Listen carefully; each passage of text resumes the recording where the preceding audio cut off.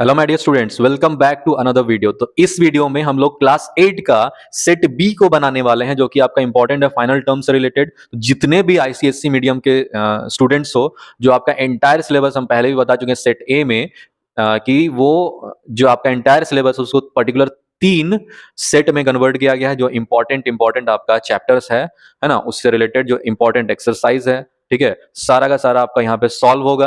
सारा का सारा आपको सॉल्यूशन मिलने वाला है, इंपॉर्टेंट क्वेश्चंस का सॉल्यूशन, और साथ ही साथ इंपॉर्टेंट क्वेश्चन का सॉल्यूशन के साथ साथ आप लोग को जो कंसेप्ट रिलेटेड है चैप्टर से रिलेटेड, वो भी आपको इस पर्टिकुलर वीडियो में मिलेगा। ठीक है, तो इस वीडियो में जो हम करने वाले हैं, bar graph, histogram, pie chart और प्रोबेबिलिटी। उसके बाद हम लोग सिंपल इंटरेस्ट का क्वेश्चन बनाएंगे, सिंपल सिंप्लीफिकेशन का क्वेश्चन बनाएंगे। ठीक है, कहीं पे भी नहीं जाना है आप लोग को, सिर्फ और सिर्फ ये वीडियो देखो और इससे रिलेटेड जो भी क्वेश्चन है उसको सॉल्व करो।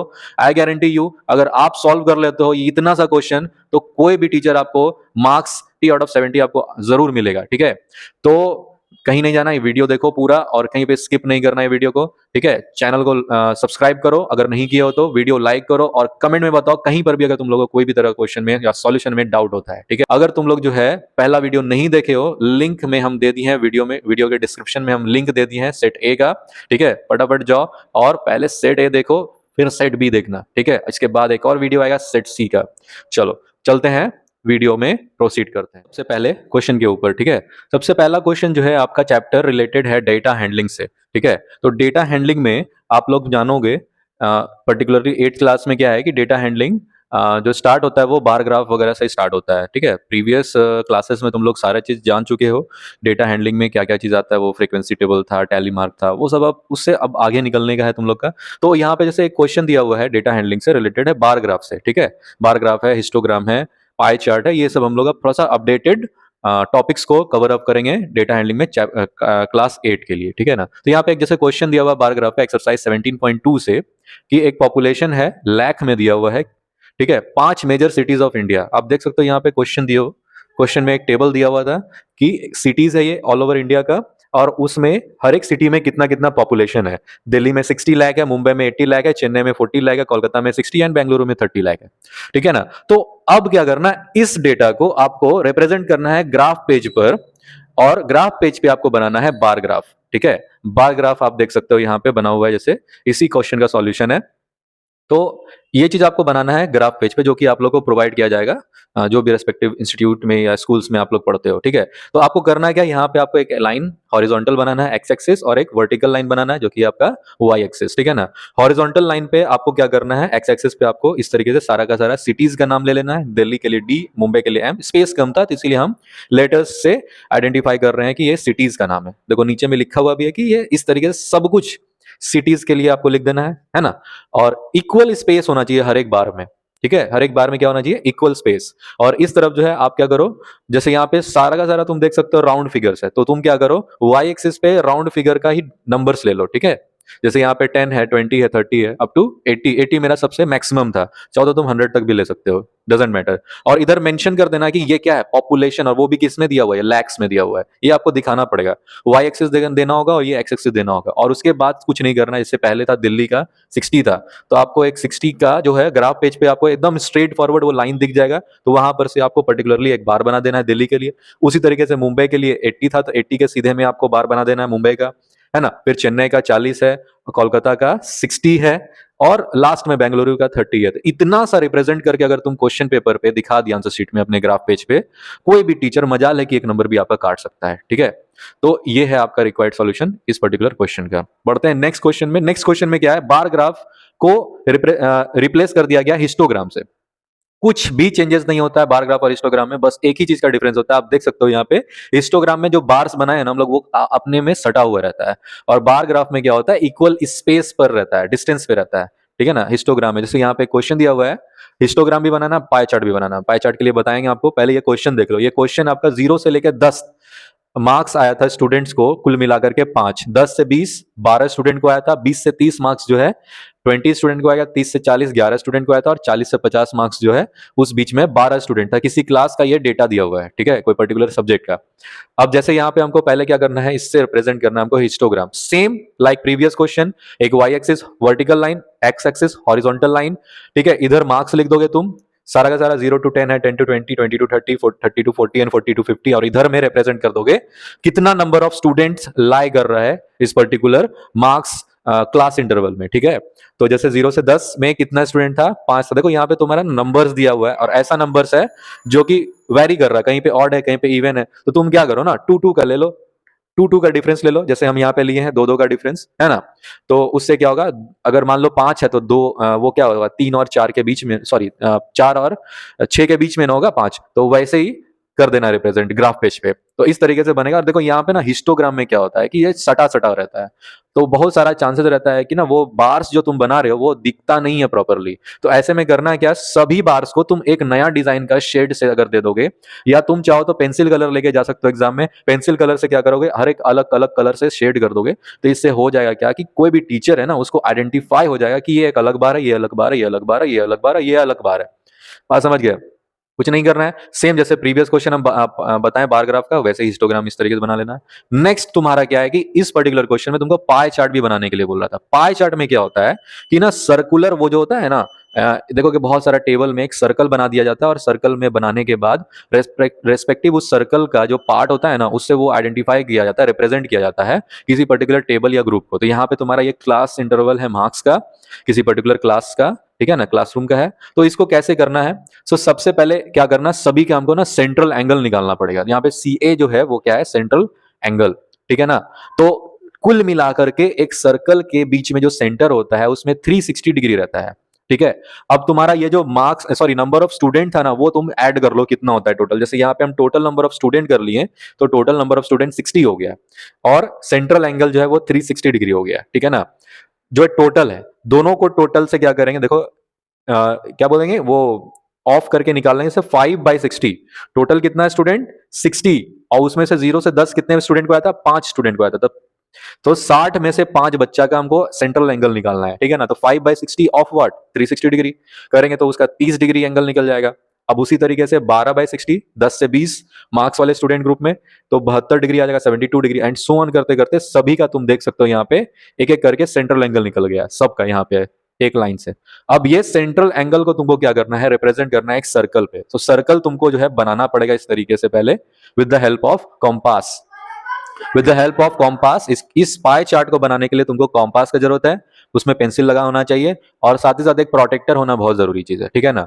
तो क्या करना है कि एक कोई भी लाइन एक ले लो, सबसे पहले एक सर्कल बनाओ और कोई भी एक लाइन ले लो। अब लाइन लेने के बाद क्या करना है, तुमको ना इस तरीके से कॉम्पास को रखना है इसके ऊपर, और कॉम्पास पे रख करके तुमको 30 डिग्री का लाइन फाइंड आउट करना है। पॉइंट आउट करो, यहाँ पे देखो छोटा ऐसा एक डॉट दिया हुआ है, उसी के ऊपर ये सीधा लाइन जो है हम बनाए हैं, ठीक है ना।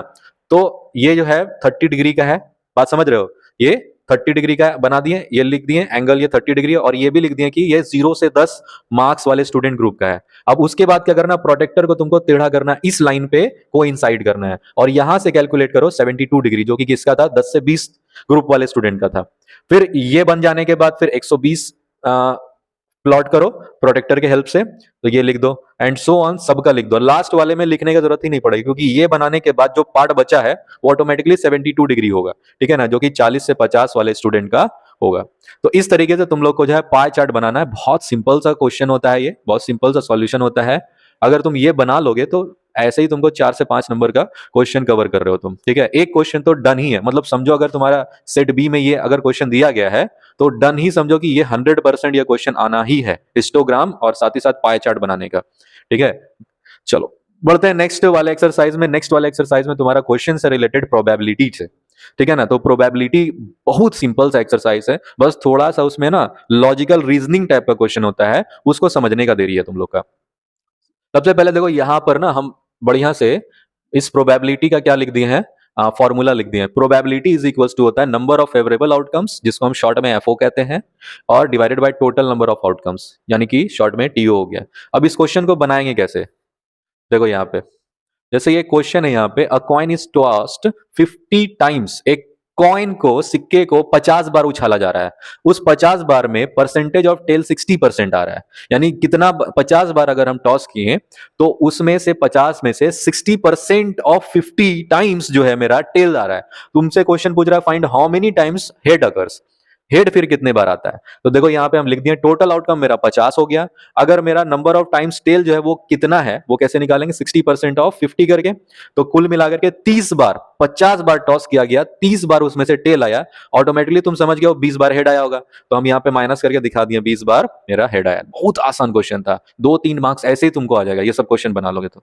नेक्स्ट क्वेश्चन देखो, यहाँ पे दिया हुआ एक डाइस है, छक्का होता है ना वो लूडो में जो खेलते हैं उसको बोलते हैं डाइस। तो डाइस को ना क्या किया जा रहा है, 15 बार थ्रो किया जा रहा है, और 15 बार जो थ्रो किया गया तो ये सारा आउटकम्स आ रहा है। ठीक है, तुमको ये आउटकम्स को क्या करना है, एक बार ग्राफ के हेल्प से रिप्रेजेंट करना है, और तुमको फाइंड आउट करना है कि सबसे ज्यादा बार क्या चीज आया है, मतलब कौन सा पासा आया है मेरा। तो हम इस तरीके से देखो यहाँ पर एक एक्सिस और एक वाई एक्सिस ग्राफ पेज पे प्लॉट कर दिए हैं, और फिर यहाँ पर एक्स एक्सिस में तुम्हारा सारा का सारा आउटकम्स को ले लिया, देखो पॉसिबल आउटकम्स जो था वो लिख दिए, और नंबर ऑफ टाइम्स वो आउटकम्स कितने बार आ रहा है। तो एक से लेकर के 6 ही ना होता है किसी भी डाइस में नंबर, तो वही लिख दिया इधर, और इधर नंबर ऑफ टाइम्स है उसका। Is that clear. तो उस तरीके से तुमको सारा करना है, जैसे एक जो है वो 2 बार आया है, 2 जो है वो 4 बार आया है, 3 2 बार, 4 2 बार, 5 2 बार, और 6 3 बार आया है। ठीक है, तो सबसे ज्यादा बार जिसका सबसे लंबा बार वही सबसे ज्यादा बार आया है। तो यहां पर मोस्ट प्रोबेबल आउटकम क्या है, 2 है।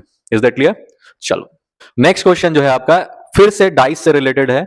अ डाइस इज थ्रोन, है ना, वंस, एक डाइस को एक बार फेंका जा रहा है, तो find the probability of getting, मतलब कि क्या क्या प्रोबेबिलिटी हो सकता है कि वो जो एक बार फेंके कि ऑड नंबर हो, या फिर हो सकता है पॉसिबिलिटी कि वो 2 से बड़ा हो, या 3 आ जाए, ठीक है, और या फिर इवन प्राइम नंबर आ जाए। बात समझ रहे हो। तो हम इसका सॉल्यूशन देखो लिख दिया यहाँ पे। मेरा टोटल नंबर ऑफ इवेंट क्या हो सकता है, 6 हो सकता है ना। टोटल नंबर ऑफ इवेंट मतलब वो जो फेंके हैं तो वो 1 से लेकर के 6, यानी 6 इवेंट आ सकता है मेरा। तो टोटल नंबर ऑफ इवेंट मेरा क्या हो गया, 6 हो गया, है ना।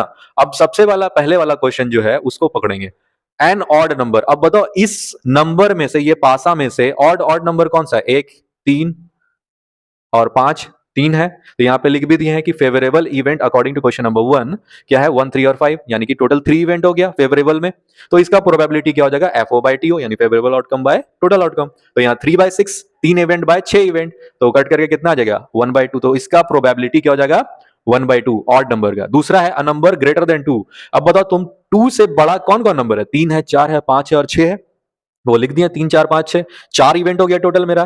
तो इसका प्रोबेबिलिटी 4/6 यानी 2/3 कट करके आ जाएगा, समझ गए। अब देखो इधर थ्री टोटल पासा में से कितना बार आ रहा है, एक ही बार ना है जी। तो हम इधर क्या कर दिए, फेवरेबल इवेंट मेरा एक है ना, टोटल आउटकम से कर दिया तो 1/6 आ गया। अब यहाँ पे देखो even prime number, even prime number जो है सिर्फ और सिर्फ 2 होता है। तुम लोग को पता होना चाहिए कि प्राइम नंबर क्या होता है। प्राइम नंबर ऐसा नंबर होता है जिसका की फैक्टर या फिर नंबर इटसेल्फ होता है, या नहीं तो फिर 1 होता है। ठीक है ना, those number whose factor is either 1 और the number itself is known as what, prime number. Even और ऊपर से क्या, प्राइम नंबर कैसा हो, इवन नंबर हो। तो इवन अकॉर्डिंग टू पासा में चलोगे तो इसमें से प्राइम नंबर 2 है, 3 है और 5 है ना।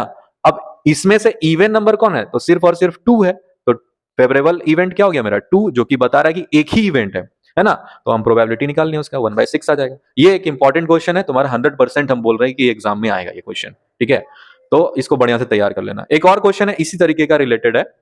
ठीक है, अ कॉइन इज टॉस 2 टाइम्स, एक कॉइन है 2 बार टॉस किया जा रहा है, तो क्या क्या पॉसिबल आउटकम हो सकता है उसका। कॉइन है उसको टॉस किया जा रहा है 2 बार, या फिर 2 कॉइन है, मतलब 2 कॉइन है उसको साथ में टॉस किया जा रहा है, या फिर पॉसिबली हो सकता है दोनों कॉइन में हेड हेड आए, या फिर हेड एक दूसरे में टेल, या फिर पहले वाले में टेल दूसरे वाले में हेड, या फिर दोनों ही कॉइन में क्या आ सकता है, टेल आ सकता है। यानी पॉसिबल इवेंट मेरा कितना बन रहा है, टोटल 4 इवेंट बन रहा है ना। अब सबसे पहले बोल रहा है क्या, एटलीस्ट 1 हेड, मतलब कम से कम एक सिक्के में हेड कितना बार आ रहा है।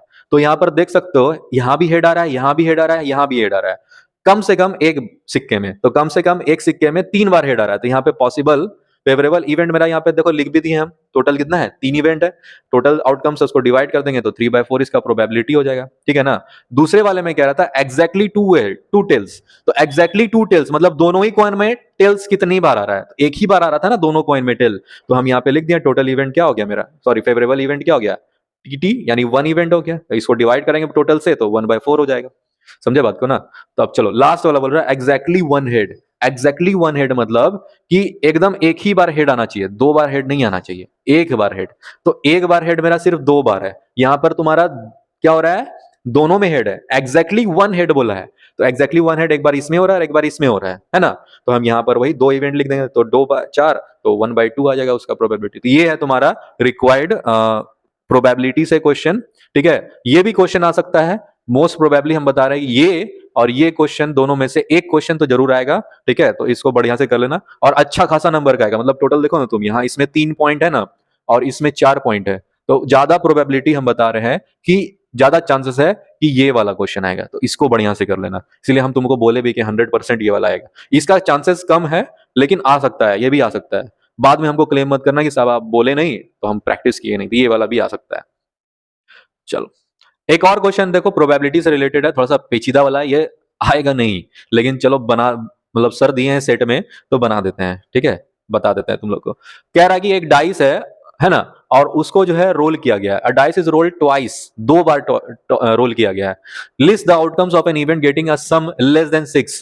कह रहा है क्या, जो डाइस को 2 बार जो बना, सॉरी थ्रो किया गया है, तो उसका सम जो है कितने बार ऐसा हो रहा है कि 6 से कम आ रहा है, यानी कि सम यानी एडिशन उसका कितने बार हो रहा है कि 6 से कम आ रहा है। तो तुम देख सकते हो यहाँ पे हम सबका लिख दिए हैं कि क्या क्या पॉसिबल आउटकम्स हो सकता है।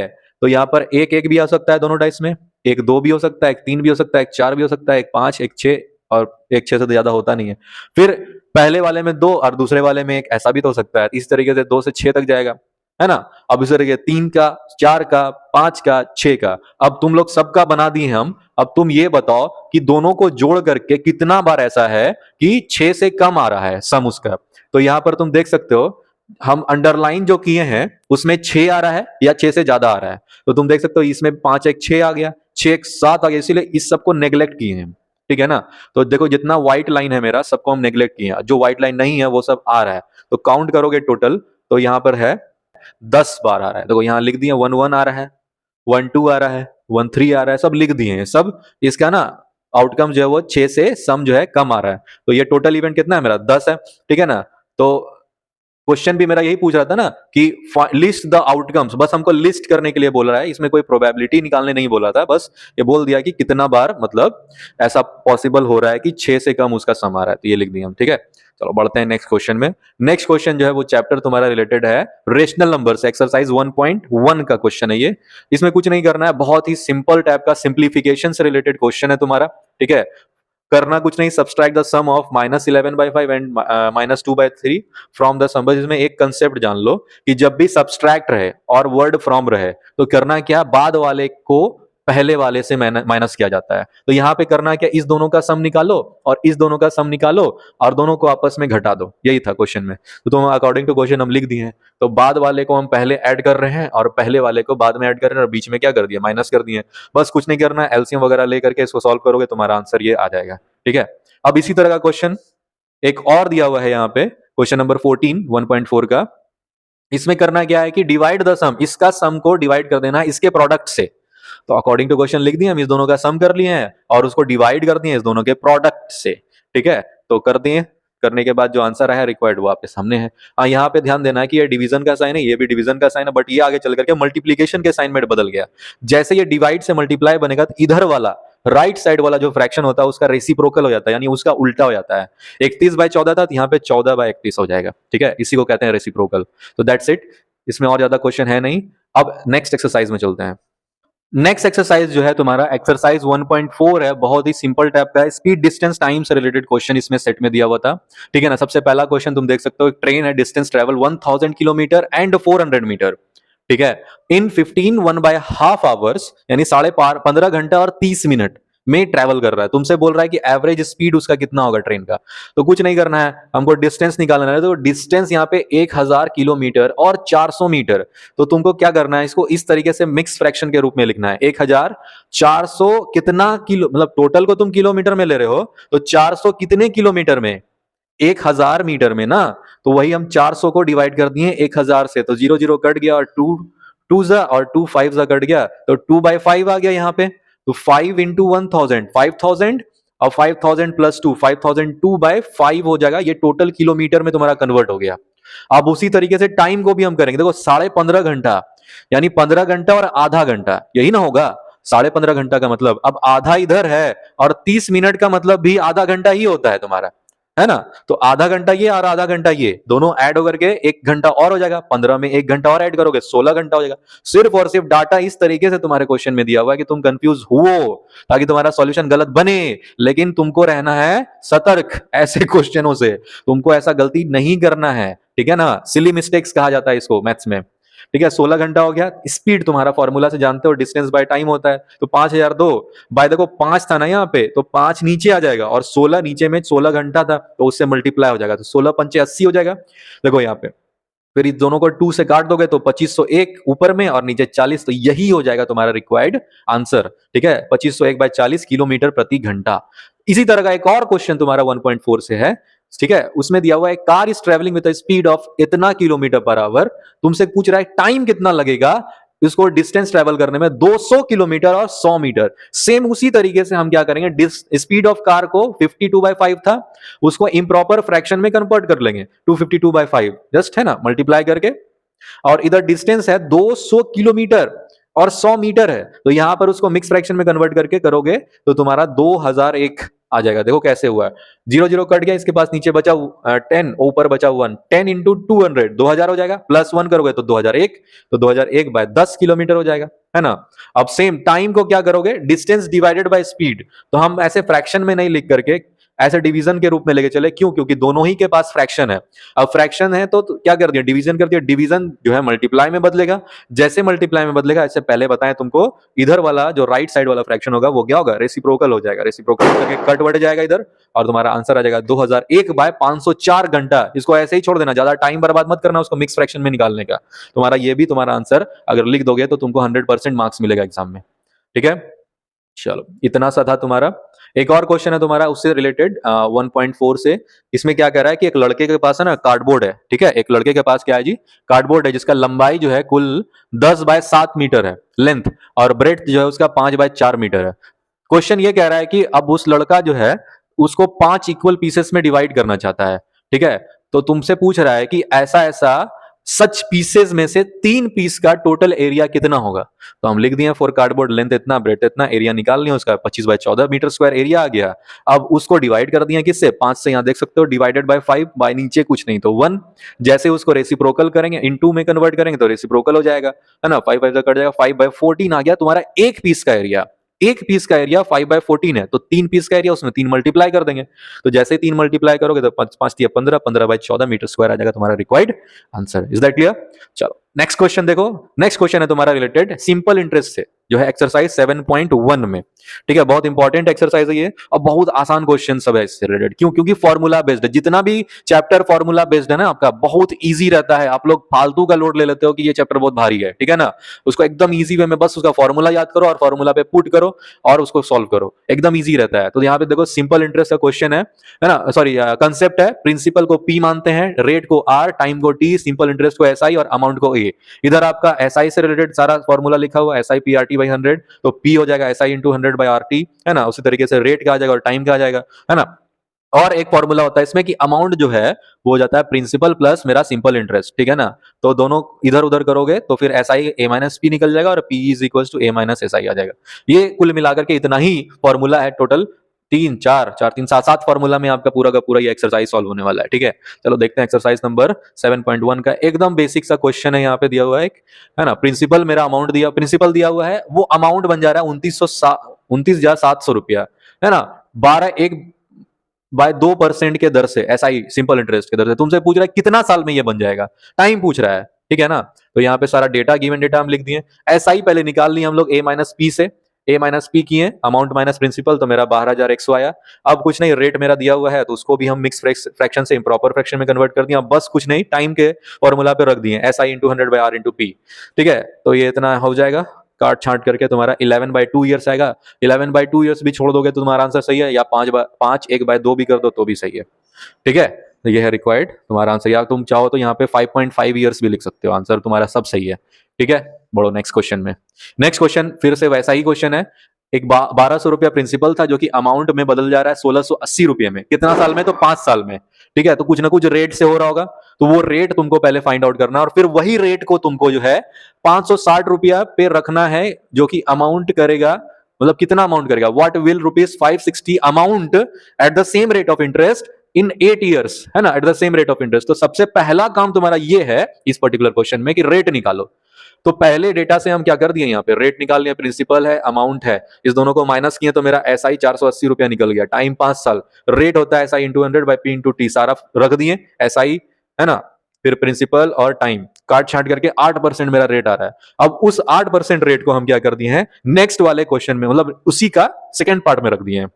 प्रिंसिपल, टाइम और रेट जो प्रीवियस निकाले, अब उस दर से हम एसआई निकाल लिए। मेरा एसआई निकल गया, प्रिंसिपल तो मेरा दिया हुआ था ही, अमाउंट क्या होता है प्रिंसिपल प्लस एसआई, है ना, तो दोनों को ऐड कर दोगे तुम्हारा 918.40 पैसा आ जाएगा।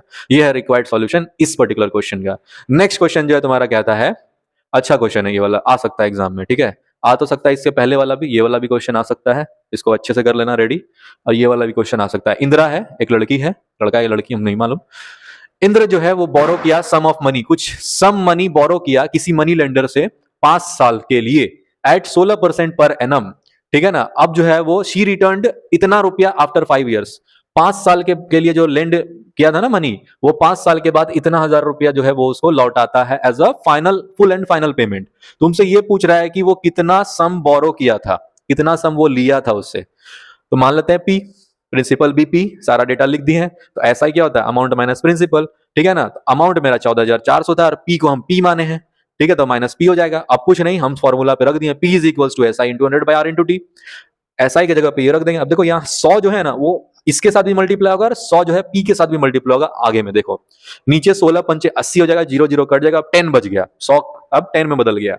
अब 10 जो है वो 14,400 से भी मल्टीप्लाई हो गया और 10 जो है वो पी के साथ भी मल्टीप्लाई हो गया, 10p हो गया। और ये 8 जो है क्रॉस मल्टीप्लीकेशन से पी के साथ इधर वाले पी के साथ जाके इंटू हो गया, 8p हो गया। ये माइनस 10p इधर आकर के प्लस 10p हो जाएगा, है ना। तो ऐड कर दिए तो 18p हो गया। अब 18 इंटू में पी के साथ उधर जाके डिवाइड हो जाएगा, तो उधर जाके डिवाइड कर दिए तो टोटल मेरा आंसर कितना आ गया, 8,000। तो 8,000 वो प्रिंसिपल अमाउंट था जो कि वो लिया था कौन, इंदिरा।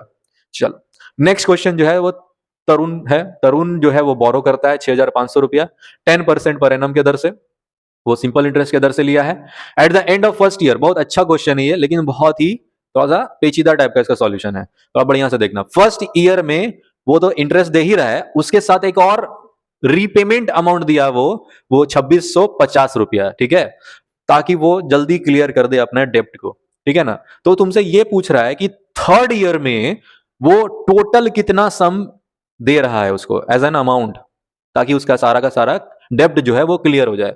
तो बारी बारी से स्टेप बाय स्टेप चलेंगे, एक साल का पहले निकालेंगे, फिर दूसरे साल का, और फिर तब तीसरे साल का निकालेंगे। ये थोड़ा सा इसीलिए बोले थे हम पेचीदा क्वेश्चन है। प्रिंसिपल है, रेट है, टाइम है, सब कुछ लिख दिए हम। तो सिंपल इंटरेस्ट हम निकाल लिए, 650 रुपया मेरा निकल गया।